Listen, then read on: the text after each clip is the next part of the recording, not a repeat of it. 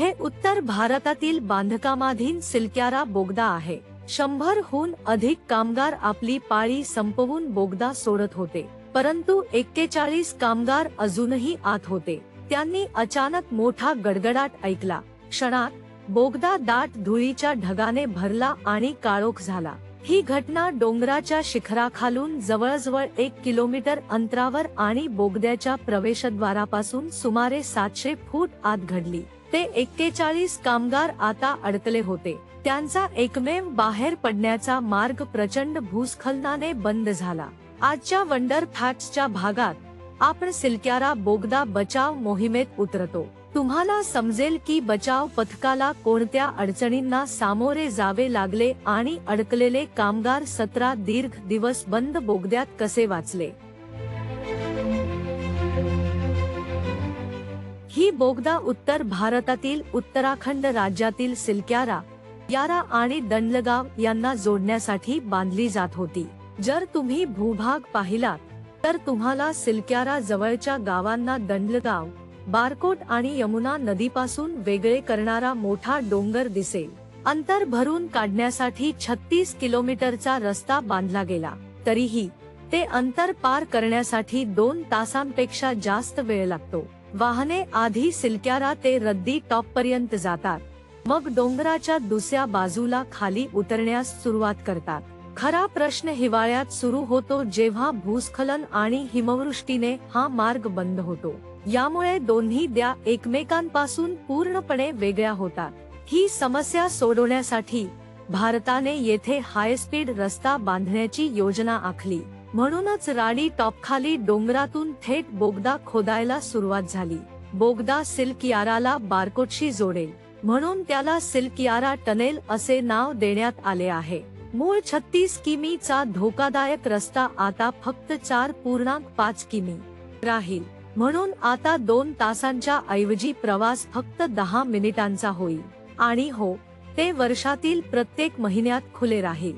2019 मध्ये बांधकामाचे काम अधिकृतपणे सुरू झाले, पण रस्ता इतका खराब होता की टनेल बोरिंग मशीन आणणे शक्य नव्हते।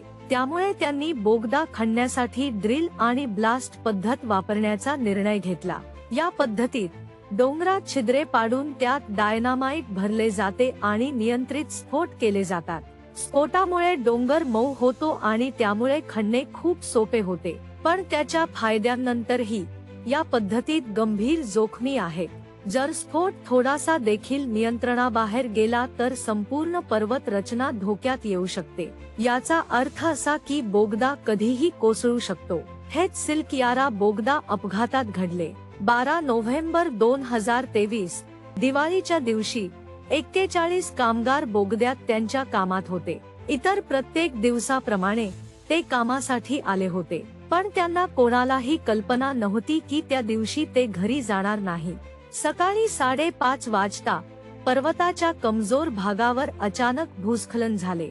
बोगद्याचा सुमारे 60 मीटरचा भाग एका क्षणात दाबला गेला। सिलक्यारा बांधकाम स्थळापासून फक्त 210 मीटर अंतरावर कोसळले। याचा अर्थ त्या 210 मीटर परिसरातील कामगार आता पूर्णपणे अडकले होते आणि बोगद्याबाहेर गर्दीत लवकरच घबराट पसरली। सर्वांना वाटले की पूर्ण बोगदा कोसळला आहे आणि आतले सर्व कामगार गाडले गेले आहेत। आरडाओरड आणि घबराट संपूर्ण भागात पसरली। दिवाळी, जी साजरी करण्यासाठी होती, आता शोकाचा दिवस वाटत होता। ताबडतोब प्रशासनाने हस्तक्षेप करून आणीबाणी जाहीर केली। त्यांची पहिली प्राधान्यक्रमाची गोष्ट म्हणजे आत अडकलेल्या कोणाचा जीव वाचला आहे का हे ठरवणे। संपूर्ण बोगदा कोसळला आहे की फक्त एक भाग, हे शोधणेही महत्त्वाचे होते। प्रशासनाने उपकरणे आणून ड्रिलिंग सुरू करण्यात वेळ वाया घालवला नाही। जेव्हा ड्रिलिंग पाईप फक्त 60 मीटरवर पोहोचला, तेव्हा ड्रिल मशीनवरील दाब अचानक कमी झाला। तो प्रत्यक्षात चांगला संकेत होता, कारण कमी दाब म्हणजे भूस्खलन फक्त 60 मीटर पर्यंत मर्यादित होते आणि त्यापुढचा बोगदा उघडा असल्याचे दिसत होते। त्यामुळे बचाव पथकाला थोडी आशा मिळाली, परंतु ते अजूनही बोगद्याच्या उर्वरित भागाबद्दल आणि आत अडकलेल्या कामगारांबद्दल अनिश्चित होते। त्यांना भीती होती की आत 2 किंवा 3 वेगवेगळे भूस्खलन असू शकतात. आतापर्यंत त्यांनी शोधलेले फक्त 60 मीटरच्या परिसरातील पहिले असू शकते. पुढच्या दिवशी 13 नोव्हेंबरला जाड पाईप ड्रिल करण्याचा निर्णय घेतला. उद्देश आत अडकलेल्या लोकांपर्यंत ताजी ऑक्सिजन पोहोचवणे हा होता. पाईप फक्त 6 इंच रुंद असतानाही त्याला ड्रिल करणे अत्यंत धोकादायक होते, कारण ड्रिलिंगमुळे होणारे कंप दुसरा भूस्खलन सुरू करू शकते. सुदैवाने 60 मीटरची पाईप आत पोहोचली आणि काहीही नुकसान झाले नाही. काही क्षणांनी अडकलेले कामगार जिवंत आणि ठीक असल्याचे संकेत देण्यासाठी आवाज केला. उद्धारक आणि कामगारांच्या कुटुंबासाठी हे शुद्ध आरामाचा क्षण होता. सर्व 41 कामगार आत सुरक्षित असल्याचे आढळले. त्यावेळी ते 24 तासाहून अधिक वेळा भूमिगत अडकलेले होते. अडकलेले कामगारांपर्यंत पोहोचण्यासाठी अन्न प्रथम पाईपद्वारे पाठवले गेले, पण जो आशेचा क्षण वाटत होता तो लवकरच काळजीत बदलला. तेव्हाच प्रत्येकाला कळले की अवशेष काढणे किंवा पुरेसा मोठा बाहेर पडण्याचा मार्ग खोदणे इतक्या लवकर शक्य नाही. मागील ड्रिलिंगमुळे 60 मीटरपर्यंत पसरलेली भूस्खलन आता हळूहळू विस्तारत आहे. सर्व लहान कंपनीमुळे मऊ अवशेष जागेवरून हलू लागले आणि मग पर्वतातल्या खोलून अधिक दगड पडायला सुरुवात झाली. 14 नोव्हेंबर 2023 पर्यंत बोगदा कोसळल्यापासून 2 पूर्ण दिवस झाले होते. उद्धार टीमने 800 मिलीमीटर पाईप ड्रिल करण्याचा निर्णय घेतला, जो सुमारे 2.5 फूट रुंद आहे. त्यातून चालण्यासाठी पुरेसे मोठे नव्हते, परंतु कामगार बाहेर सरकून जाऊ शकले. भयभावनेप्रमाणे ड्रिलिंग दरम्यान पुन्हा आपत्ती आली.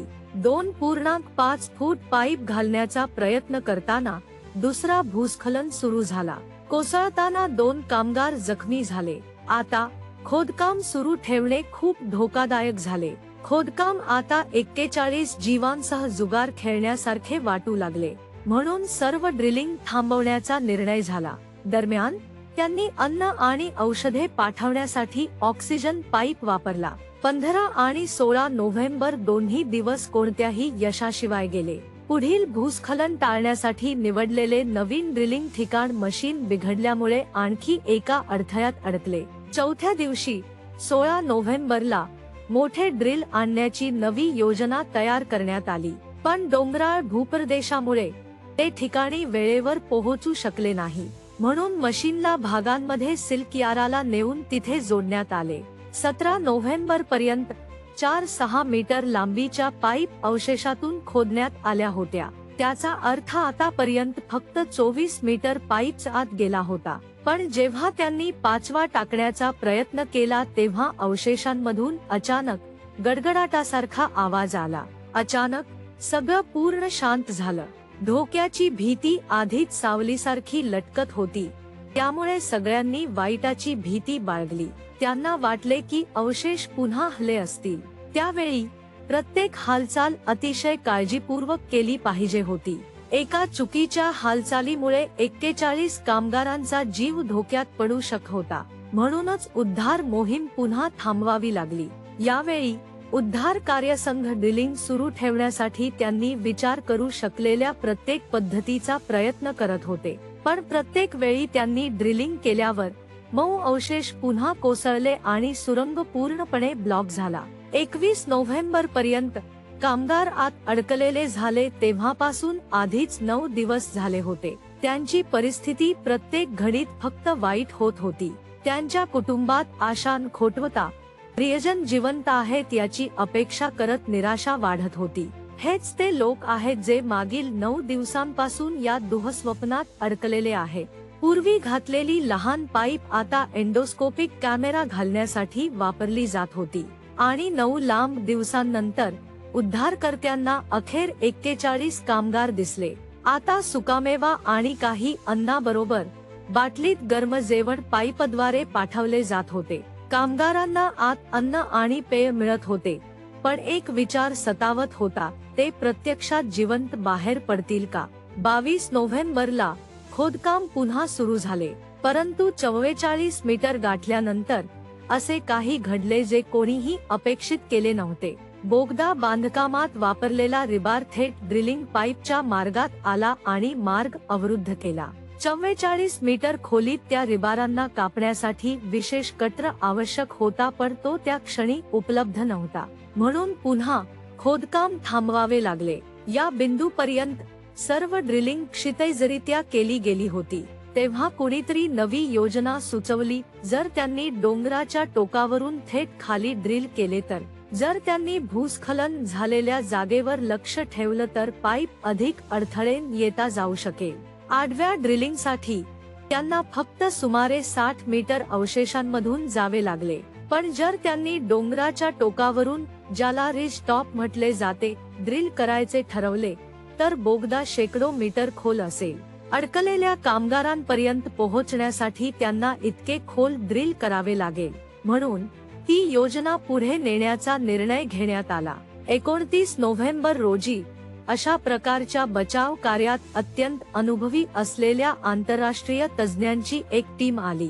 पण जागेचे मूल्यमापन करताच त्यांनी उभ्या ड्रिलिंगला नकार दिला, कारण उभ्या ड्रिलिंगला 1 महिना लागू शकतो आणि तेव्हापर्यंत अडकलेले कामगार आधीच 15 दिवसांपासून आत असतील. आता आव्हान हे होते की रिबारवर ड्रिल कटर वापरल्यास अवशेषांमध्ये कंप निर्माण होऊ शकतो, ज्यामुळे दुसऱ्या कोसळण्याचा धोका वाढतो. म्हणूनच त्यास हाताळण्यासाठी दुसरा मार्ग शोधणे अत्यंत महत्त्वाचे होते. त्यामुळे आंतरराष्ट्रीय तज्ज्ञांनी नवीन दृष्टिकोन सुचवला. रिबार ड्रिलने कापण्याऐवजी ते गॅस वेल्डिंग वापरून वितळवतील. त्यामुळे उद्धार कार्यसंघाने मूळ क्षितिज ड्रिलिंग योजना पुन्हा सुरू केली. यावेळी मार्गात अडथळा निर्माण करणारे रिबार गॅस वेल्डिंग वापरून काढले गेले. तेव्हापर्यंत 44 मीटर पाईप आधीच ड्रिल केले गेले होते. उर्वरित विभागाचे ड्रिलिंग पूर्ण करण्यासाठी फक्त आणखी 2 दिवस लागले. शेवटी 29 नोव्हेंबर रोजी 17 दीर्घ दिवसानंतर अडकलेले कामगार अवशेषातून ड्रिलिंगचा आवाज ऐकले. लवकरच मलब्यातून 2 अर्ध फूट पाईप बाहेर येण्याचे दृश्य लोकांमध्ये आनंदाची लाट निर्माण करत होते. एकेकाळी कामगारांना त्या अरुंद पाईपमधून काळजीपूर्वक बाहेर काढले गेले. हे एक ऐतिहासिक क्षण बनले, फक्त कुटुंबांसाठी नाही तर जगभर पाहणाऱ्यांसाठीही. भारतीय पंतप्रधान नरेंद्र मोदी यांनी वैयक्तिकरित्या कामगारांना फोन करून त्यांचे धैर्य कौतुक केले. खरं तर अडकलेल्या कामगारांकडे सुमारे 2 किलोमीटर लांबीचे बोगद होते. त्यांच्याकडे अन्न होते आणि वीज पुरवठा देखील होता.